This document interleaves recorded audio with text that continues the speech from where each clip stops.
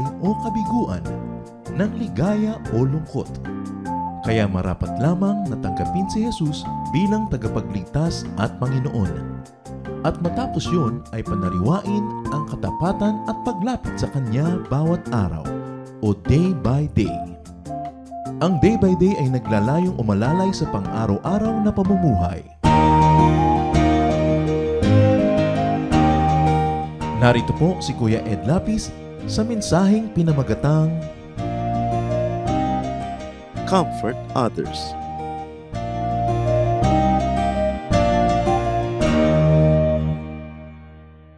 Isaiah 40 verse 1, Comfort, comfort my people, says your God. The Bible teaches very high and complex theologies, but the Bible is also full of very practical lessons and directions for day-to-day living.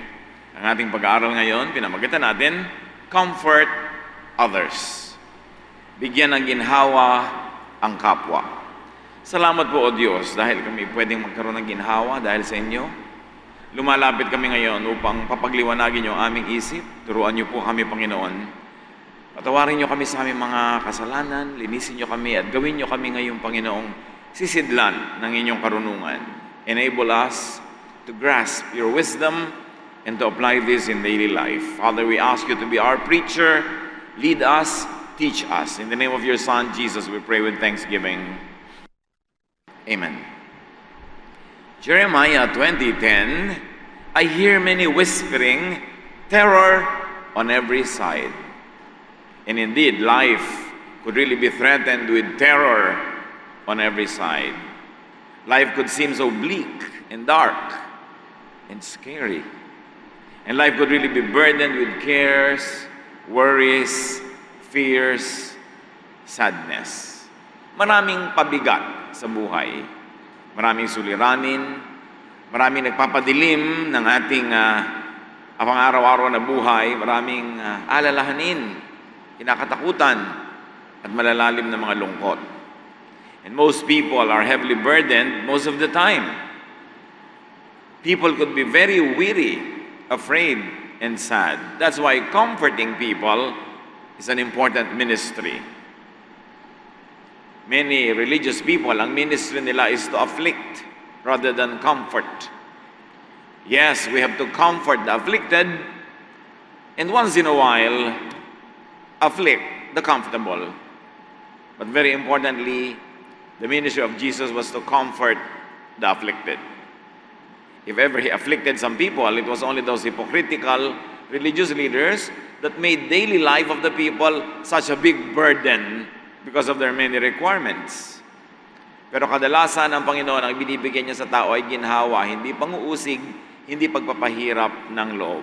At tayo mga anak niya, ganun din dapat ang ating gawin. Comfort people with positive, encouraging words. Words can mean so much.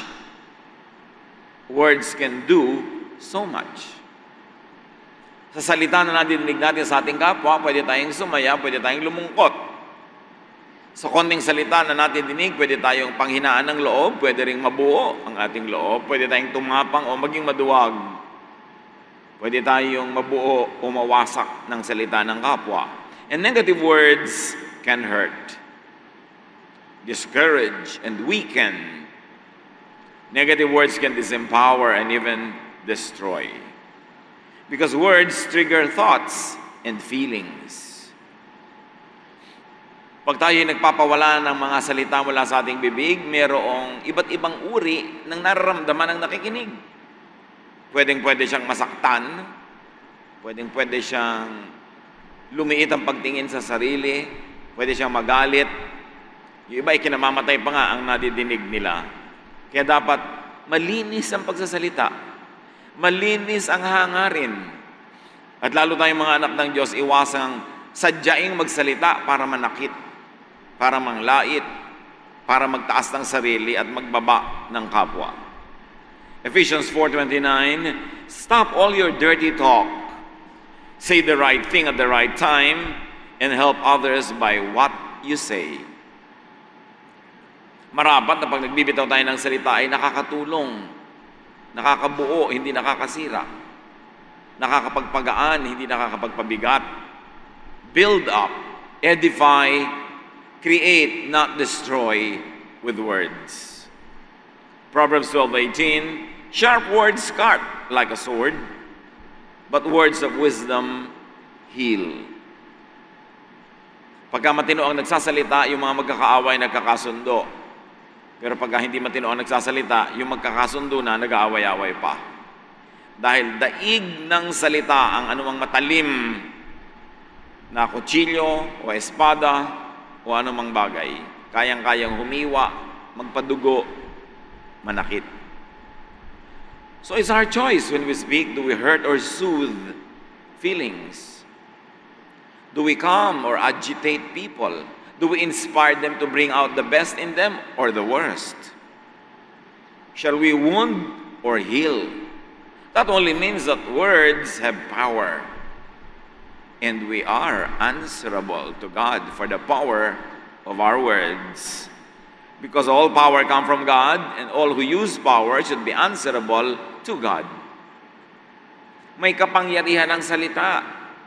Kahit taong walang kapangyarihan ng posisyon sa lipunan, kahit taong karaniwan ng buhay, walang kayamanan, walang mataas na narating, sa salita lang niya, may kapangyarihan na siya.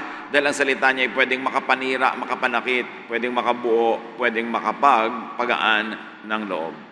Kaya tayo mananagot sa bawat salitang pinawawalan ng ating bibig. Matthew 12:36, I promise you that on the day of judgment, everyone will have to account for every careless word they have spoken. At lalong-lalo ngayon, mag-iingat sa social media. The ease by which messages could be forwarded, multiplied, sent, posted, should make us aware of the responsibility.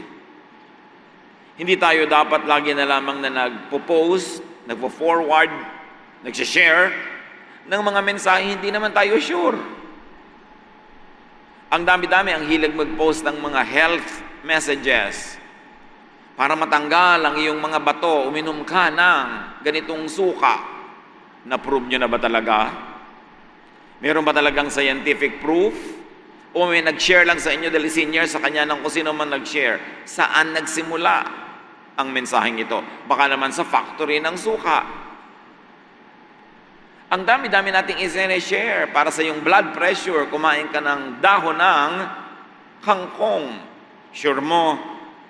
Sure ba nung nag-share sa'yo? Sure ka na good ang intention mo, pero sure ka ba na makakabuti talaga? Magwawakas ang mundo next week. Share, post agad, panic ang lahat. Ilang beses ang pagwawakas siya hindi natuloy. Lagi namang may excuse kung bakit hindi natuloy. Laging, ay marami kasi tayong kasalanan kaya hindi natuloy. Boring na yung mga excuses na hindi lagi natutuloy. Pero ang dali-dali natin mag-post ng nakakatakot, ng mga ganitong balita, chismis, ganitong artista, nakakatatlong abortion. Share! Really? Ikaw ba ang doktor na nag-abort sa kanya? Alam mo? Meron tayong pananagutan because we will be held accountable for every word we say. No matter what our intentions are. Eh, ang mahirap nun, you have a very good intention. Pagkatapos, badang effect ng yung words, dapat manuri. Comfort people with words. Bihira na lang tayo, magbubuka ng bibig, yun na lang nakakabuti sa kapwa. And then comfort people with prayer. Malaking pampaginhawa sa kapwa ang panalangin. Kasama mo man siya o hindi. Malayo ka man o malapit, ipanalangin ng mga tao at may talabang yung panalangin because prayer works. Pray for and pray with others. So merong prayer na kasama mo siya, hawak mo pa yung kamay niya, nagpe-pray kayo together. Meron naman magkalayo kayo, ganon din ang talab nun. Napakahalaga na nananalangin. James 5:16, pray for each other so that you may be healed. Huwag na tayong maghintay ng mga direct prayer requests para manalangin para sa kapwa. At yung mahilig sa social media, ito yung meron kayo nababasa o kung ano-ano mga balita tungkol kung kani-kanino, pray. Imbes na mapagabag, imbes na mag-alala, imbes na may skandalo, pray for the objects of those news. Pray for those who are suffering, going through difficulty, even those who are judged by society as wrong or evil. You don't know. That's why you should always pray that God would comfort people, especially if they're already very downtrodden. Huwag na tayong sumama sa mga bumabato sa binabato na nga. Yung may chismis ko sa isang tao, makikilike ka pa, ang dami nang may like sa chismis. Pag nakita na nung tao na ang dami-daming may like sa chismis, lalong humirap ang kanyang kalooban, nakakatulong ba yun? James 5:16, pray for each other so you may be healed.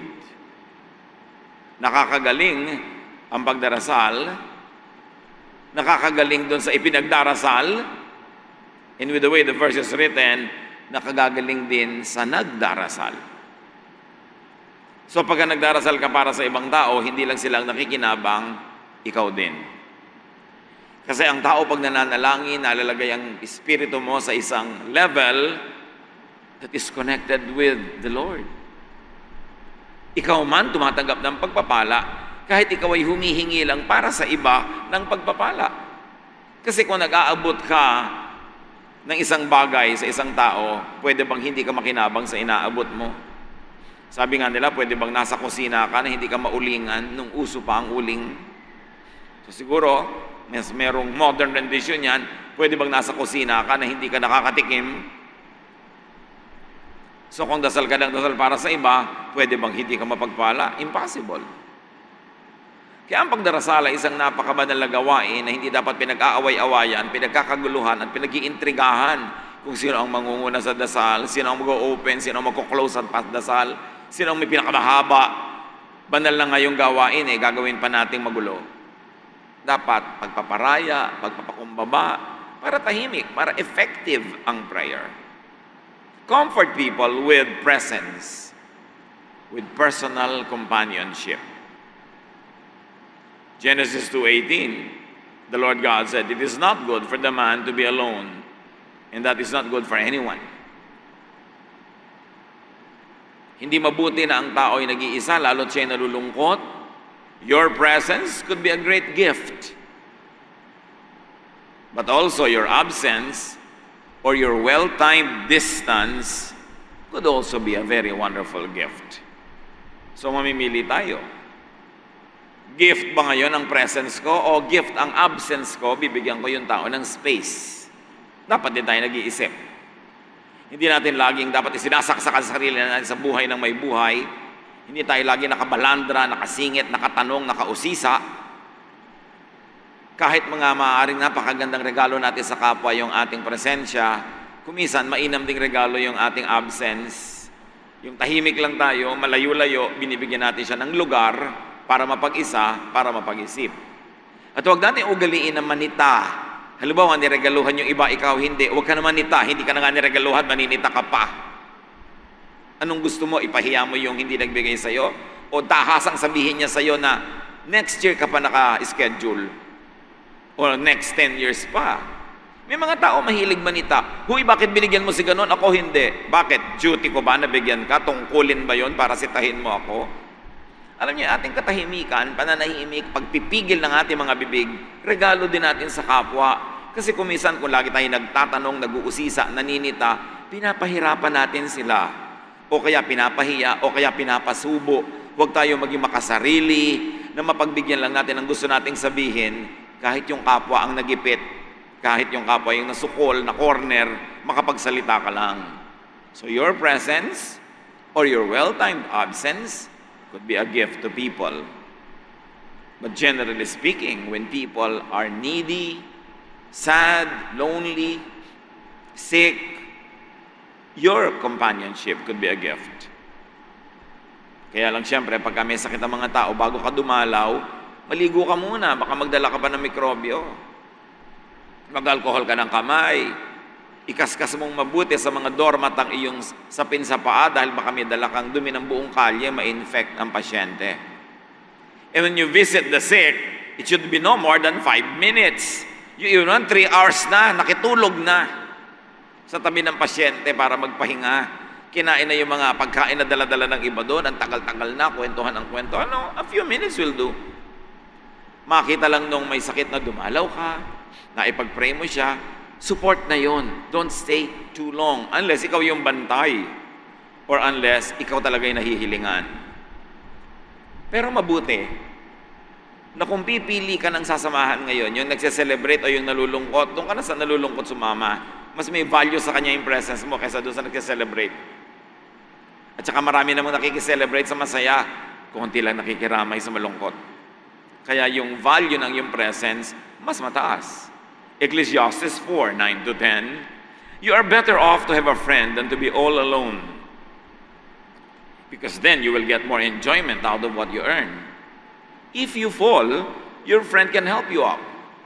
But if you fall without having a friend nearby, you are really in trouble. So kahit si Solomon, kinikilala niya ang kahalagahan ng companionship. And of course, if you like to have companions, you should be companionable. Dapat naman, madali kang pakisamahan, masarap kang kasama. Kung nakakapansin ka na pag may lakaran, hindi ka naiimbita, imbes man kung ba't di ka kasama, itanong mo sa sarili mo, bakit kaya hindi ako sinasama? Nakakainis ba ako? Nakakasakal ba akong kasama? Nang-oobliga ba ako ng kapwa? Kaya hindi na tuloy ako iniimbita? Kasi kung masarap ka naman kasama, di syempre number 1 ka agad sa imbitahin. Bago tayo magtanong what's wrong with others, tingnan muna natin what's wrong with us. But your presence and your companionship could be a great gift. Could be a great source of comfort. Si Job, dating mayaman, naghirap, dating malusog, nagkasakit, dinalaw ng mga kaibigan niya. Job 2:11. When Job's 3 friends heard about all the troubles that had come upon him, they set out from their homes and met together by agreement to go and sympathize with him and comfort him. Malayo ang nilakbay nila, pero nakiramay, nakiisa sa nagdadalamhating kaibigan. And while they were silent, they really helped soothe him. Kaya lang nung nagsimula na sila magsalita, sinisi nila si Job, baka naman may kasalanan ka, kaya ka nagkakasakit, baka magalit sa iyo ang Diyos, kaya ka nagkakaganyan. Yung kanilang presence naging torture, imbes maging comfort. So tiyakin natin na yung presence natin hindi torture. Kung dadalaw ka sa may sakit, it's not time for a lecture. Ikaw kasi, ganito, ganyan. Hindi na yun. Kailangan lang muna niya ng comfort. Kailangan lang niya munang malaman na mahal mo siya, nakikiisa ka sa kanya. May oras sa para pagalitan pa siya. Dapat tayong marunong mamili kung kailan nananahimik. Sabi nga nila, speech is silver, silence is gold. Sa mga tamang oras, mas mahalagang manahimik. Lalo kung ang gagawin mo lang ay maninisi, magpamagaling, magle-lecture, manahimik ka na lang muna. Hindi yan ang kailangan ng ngayon ay may sakit, may dinaramdam, o nagdaramdam. Ang kailangan lang niya muna, comfort. Comfort people with understanding, with oneness in spirit. Wala na yatang mahalagang tao sa mundo, kundi yung kakampi mo. Yung nakakaunawa sa'yo, o umuunawa sa'yo. Job 2:13, for 7 days and nights, they sat silently on the ground beside him because they realized what terrible pain he was in. Yung mga kaibigan ni Job, nung nakita siyang sobrang nagdurusa, hindi sila kumibo ng 7 araw at gabi. Umupo lang sila malapit kay Job. Their silence spoke volumes. Hindi kailangan ng lecture. Alam niyo kuminsan sa mga namamatayan, marami nagtatanong sa akin, ano pong magandang sabihin sa first minute na pagdating mo sa namatayan? Madalas sagot ko, wala kang sasabihin. Nandun ka lang, may sinabi ka na mahal mo sila, nakikiisa ka, pero wala ka lang dapat sabihin. Lalo kung ang sasabihin mo, nonsense. Titingnan mo yung nasa ataol, sasabihin mo, para lang siyang natutulog. Nakabarong Tagalog, natutulog. May bulak sa ilong. Yung kung ano, una-una lang talaga yan. Hindi nakaka-comfort yon. Kung sabihin sa'yo nang namatayan, o sige, mauna ka na. Tapos mo, ay, mabuti pa siya, nagpapahinga na. Sasabihin sa'yo nang namatayan, ikaw, gusto mo na rin magpahinga? Kuminsan yung mga words natin, nakakauto. Hindi naman nakaka-comfort. So, ano sasabihin mo sa namatayan? Wala. It is one of those moments when speech is silver, silence is gold. Kasi yung presence mo, speech na. May sinabi ka na doon. Any word added to that, 99% could be wrong. So mabuti pa, wala na lang sabihin. In time of brokenness, pain and sorrow, there is no better friend than someone who understands you, who is one with you, and if possible, who agrees with you. Napakahalaga nun, yung nakikiisa ka, yung alam ng tao sa kanyang kalooban na may kakampi siya. Or at least kung hindi ka man talaga kamping-kampi, hindi ka naman kalaban sa oras na yun. Malaking ginhawa ang maibibigay natin sa kapwa. In such difficult times, people need love, not a lecture. People need tenderness, not brusque moralizing. Many religious people feel compelled to always have to give a lesson. Ito ang moral lesson, kaya ka nasagasaan. Ito ang moral lesson, kaya ka nasunugan. Ito ang moral lesson, kaya ka nagkaganyan. Kaya nasasabihan tuloy iba, Papa, don't preach. Kasi wala sa panahon. Alam niyo, ang taong nalilito, naguguluhan, the last thing na kailangan niya, sermon. Yes, it is good to moralize, it is good to give the lesson, but at another time. Not when people are bleeding, or aching, or hurting, or crying. Ang kailangan lang nila, comfort. Well-timed silence is better than a witty speech, because you could speak volumes with silence. At ang maganda pa sa silence, neutral yung message, the person can hear what he or she needs to hear. Dahil hindi mo nilagyan ng exact message ang iyong presence. Neutral enough for the person to convert it into something comforting or useful at the moment. Comfort people with things like money, like food. Hebrews 13:16, but don't forget to help others and to share your possessions with them. This too is like offering a sacrifice that pleases God. Mga kapatid, malakas maka-comfort ang pera. Masarap ipang-comfort ang pera. Kaya sikapin natin kumita ng higit sa ating pangangailangan para pag ang mga mahal natin sa buhay may problema, pwede natin kantahin yung lay your troubles on my shoulders, put your worries in my pocket, rest your love in me a while. O baka tuloy kumain kayo ng manok. Mahalaga yung kanta na yan ni Kenny Rogers. Sabi niya, rest your troubles on my shoulders. Di ba ang sarap nun? Sasagutin ko yung problema mo.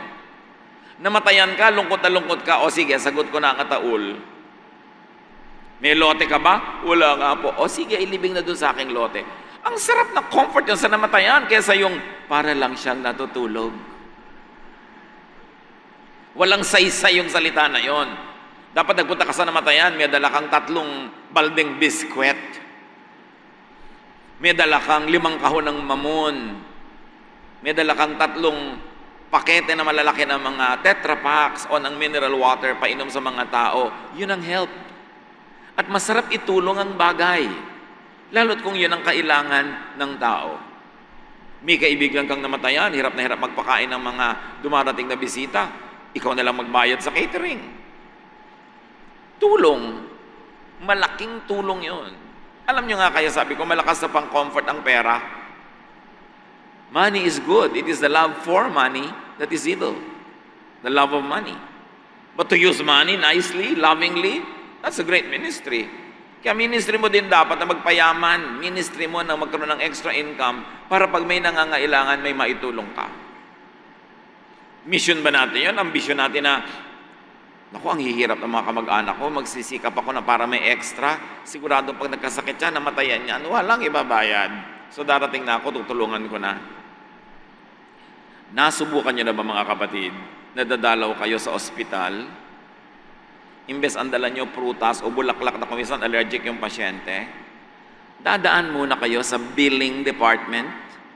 Itatanong nyo, magkano so far ang balance ni pasyente number ganon? Up to this moment. At sinabi, eto po ang halaga, babayaran ko na.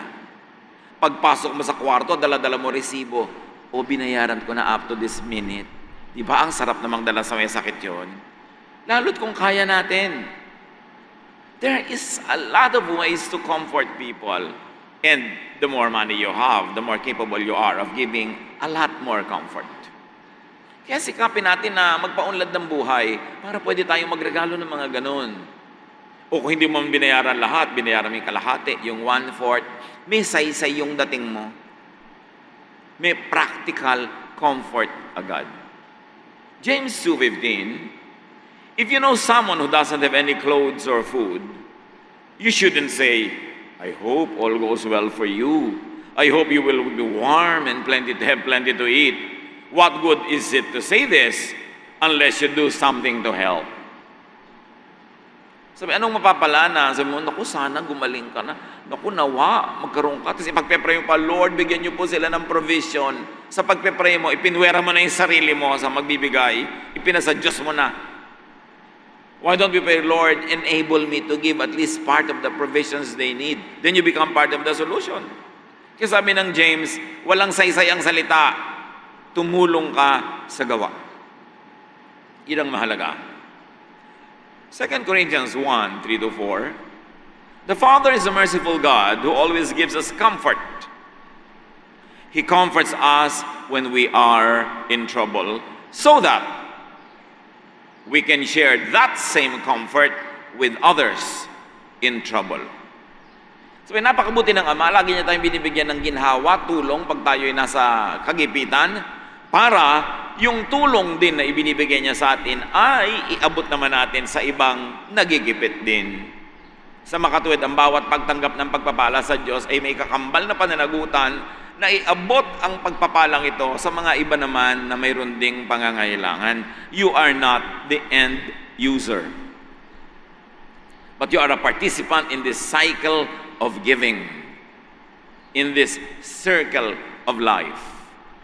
Nakatayo'y kasama sa tinutulungan at tumutulong. When we are in trouble, God comforts, not afflicts us. So receive God's comfort. God comforts us through others. And God comforts others through us. Lahat tayo, sangkot. Give God's comfort to others and also to yourself. Yan ang number 1 na ministry ng Panginoong Jesus, Matthew 11:28-30. If you are tired from carrying heavy burdens, come to me and I'll give you rest. Take the yoke I give you, put it on your shoulders, and learn from me. I am gentle and humble, and you will find rest. This yoke is easy to bear, and this burden is light. That is the will of Jesus for you. That is the will of God for all of us. That we have rest. That we get easy and light yokes. That's why the Lord sacrificed for us. Para pagaanin nating dalahin. Kaya meron tayong pagkakataon, pagaanin natin ang dalahin ng kapwa. And in so doing, pinapagaan din natin ang dalahin ng iba.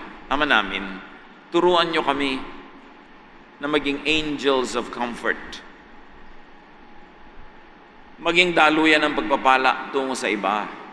At kahit pa nga sa mga panahon na kami, meron din namang dinaramdam, meron din kabigatang dinadala, turuan mo kaming patuloy pa rin maging matulungin sa iba. Na hindi ko may problema kami ay hindi na kami tutulong sa iba at puro na lang kami ang tatanggap ng tulong.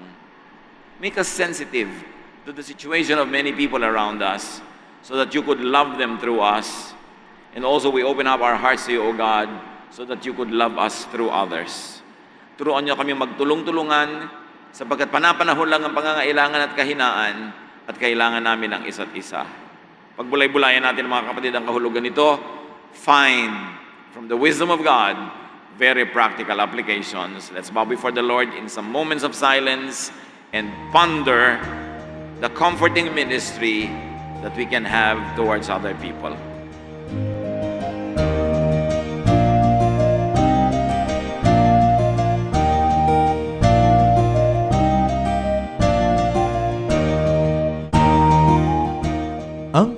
natapos pong mensahe ni Kuya Ed Lapis ay pinamagatang Comfort others.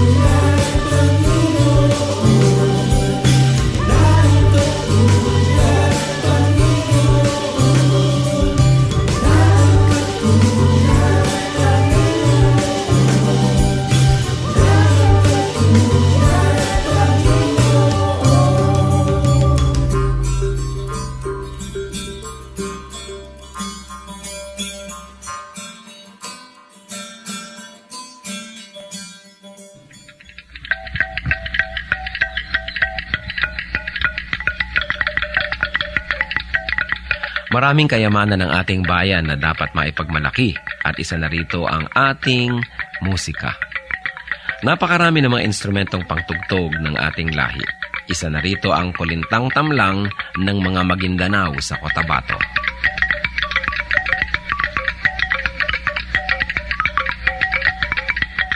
Ang kulintang tamlang ay instrumentong pangmusika at yari sa 8 piraso ng kawayan na inilatag ng sunod-sunod ayon sa haba at tono.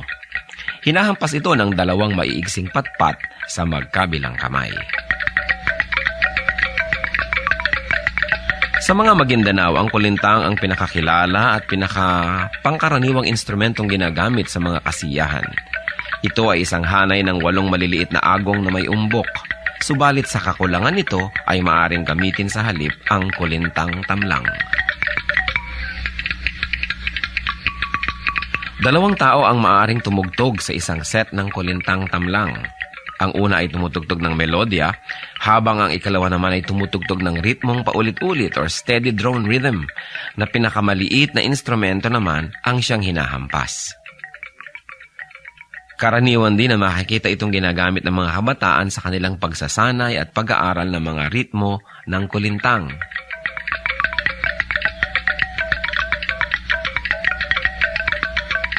Yan ang kulintang tamlang ng mga Maguindanao sa Cotabato. Kayamanan hindi lang ng Maguindanao, kundi ng buong bayan. Marapat isuko sa Panginoon at gamitin sa paglikha ng musika sa pagsamba sa Kanya.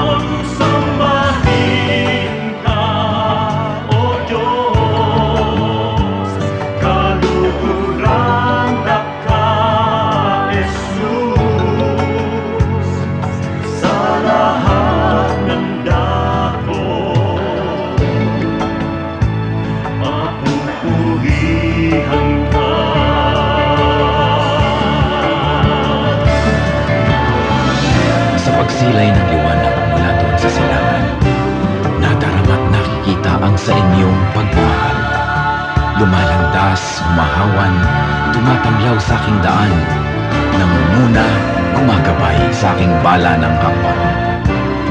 Sa pagdatalyaong gabi na malamig at mainam, akin namang nalalasap ang inyong kapayapaan. Patinimnim ng bituin at liwanag niyang buwan, ay banayad kaya dulot ay madlang kapahingahan. Sa gabi man o sa araw, sa diliman o liwanag, kayo ay aking kapiling sa lahat ng kalagayan. Ako'y hindi natitiis, ako'y hindi iniiwan, kaya lubos na papuri ang sa inyo'y aking alay.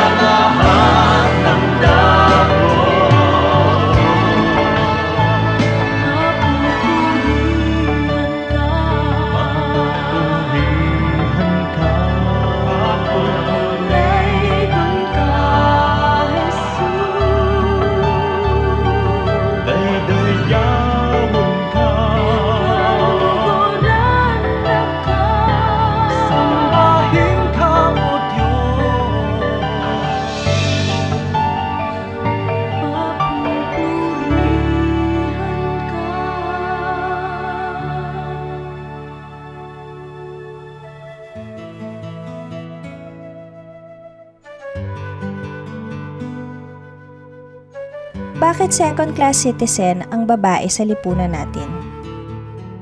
Aba, hindi totoo yan. Ang mga babae nga ay nasa pedestal sa Pilipinas. Ang mga babae ay minamahal, hinahangaan. Ang mga babae ay naghahawak ng budget. Ang mga tatay, hindi naman talaga nagpapasya yan ang hindi kumukonsulta sa mga nanay. Sa ligawan na lang, alam na alam mong star na star yung babae. Siya ay talagang tinitingala. Hindi siguro totoo na mababa ang pagtingin sa babae ng buong lipunang Pilipino. Merong mangilan-ngilan na mga lalaki na siguro mababa ang pagtingin nila sa babae, pero sila ang problema, hindi yung babae at hindi yung lipunan.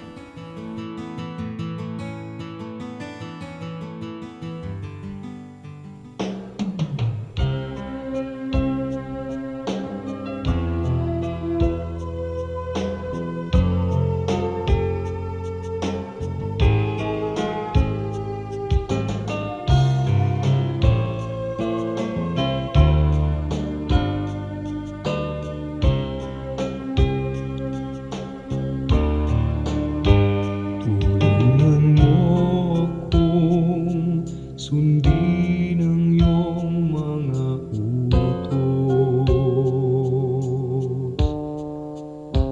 Tulungan mo akong ang buhay ko'y maiayos.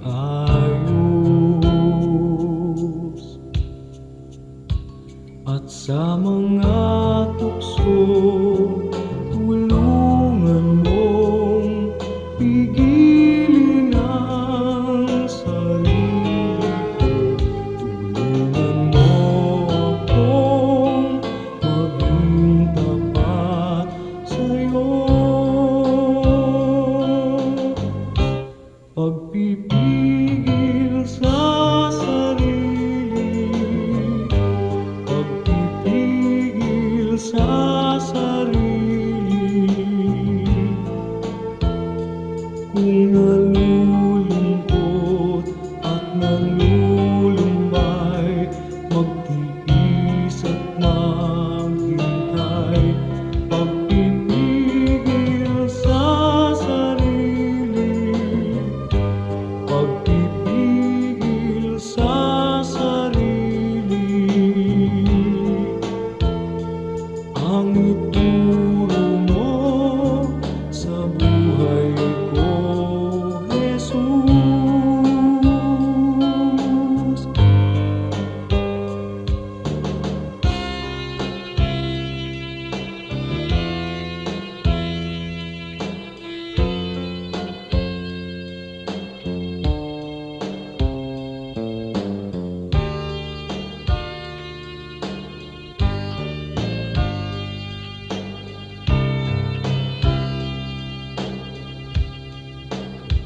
At sa mga tukso'y tulungan mong pigilin ang sarili ko. Tulungan mo akong maging tapat sa'yo. Pagpipigil sa sarili, pagpipigil sa sarili. Kung nalulungkot at nalulumbay, magtiis at maghintay. Pagpipigil sa sarili, pagpipigil sa sarili, ang ituro mo sa buhay ko, Jesus.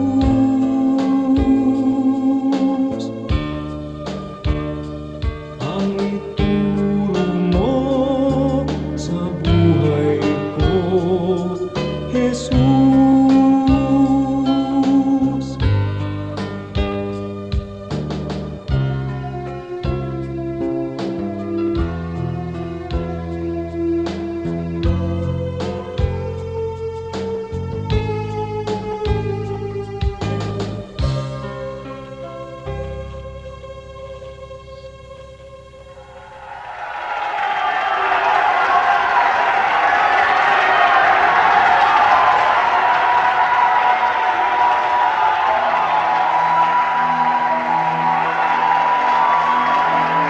Hallelujah!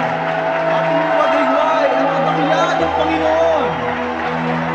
Purihin ka, O Yahweh. Sambahin ang inyong ngalan. Sa lahat ng tao ng daigdig, ang iyong pangalan. Mabuhay ang Diyos!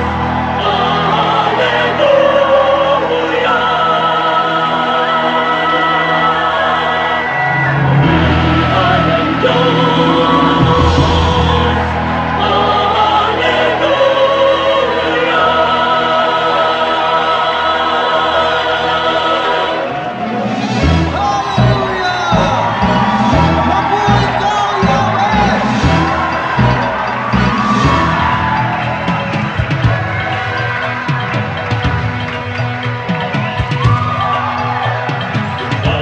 Kalima kami sa banal niyong diwa.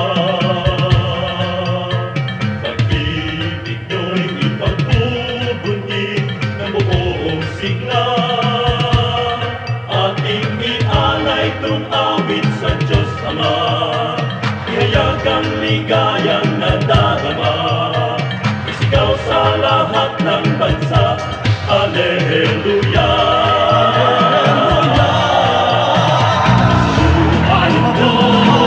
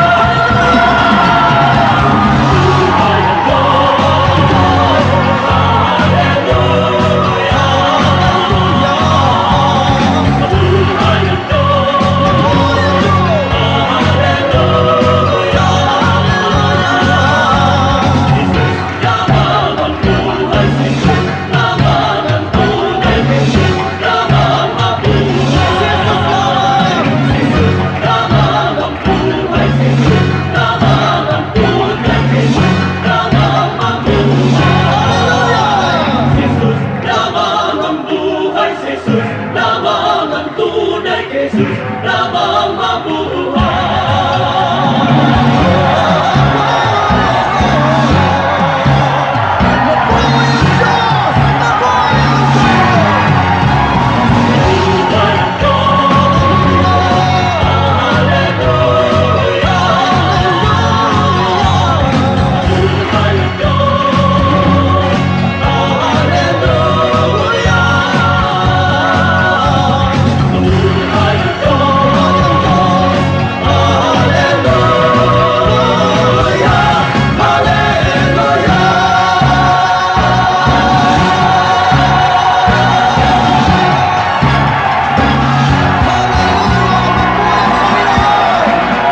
Diyos ng Pilipinas!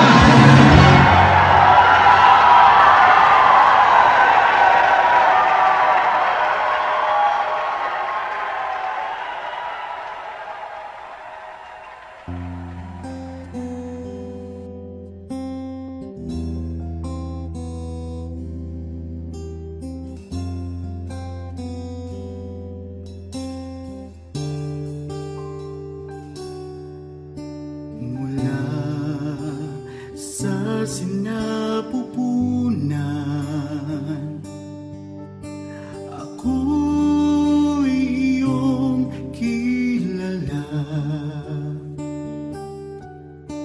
Wala na ngang iba, sa inyo'y hihigit pa. Panginoon, tapat, dakila ka. Kayo lang ang pupurihin at siyang tatanghalin, pagkat kay buti-buti niyo sa akin. Ang pag-ibig na sadyang kay ganda, mga pangako niyo'y gabay sa aking daan. Walang makapapantay sa anak ninyong alay. Ang pag-ibig niyo'y sapat kailan pa man.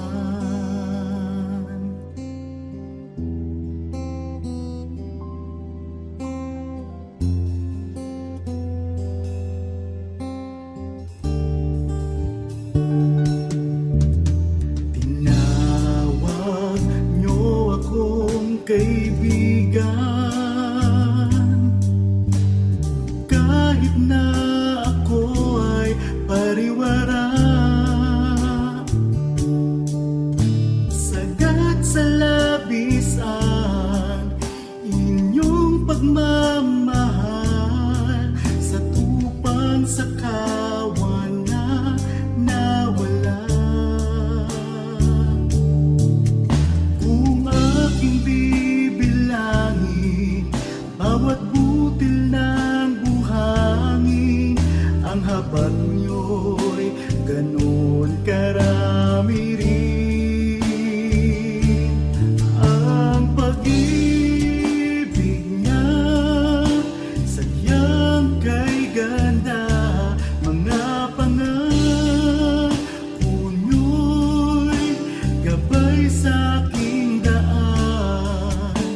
Walang makapapantay sa anak na inyong alay. Ang pag-ibig niyo'y sapat kailan pa man. Paano ba masusukat taas, lalim, layo't lawak ng pag-ibig niyong sadyang walang hanggan, walang hanggan. Ang pag-ibig na sadyang kay ganda, mga pangako niyo'y gabay sa aking daan. Walang makapapantay sa anak na inyong alay. Ang pag-ibig niyo'y sapat kailan pa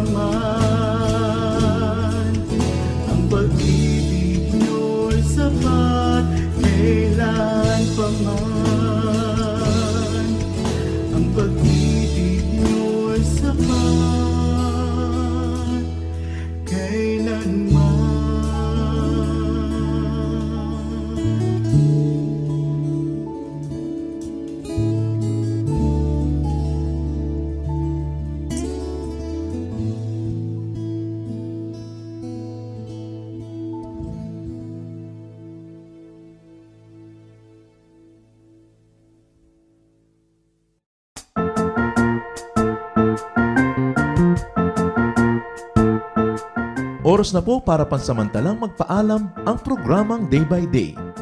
Tayo po'y magsama-sama tuwing ika-6 hanggang ika-7 ng umaga, araw-araw. Magandang umaga po at mabuhay ang Panginoong Hesus!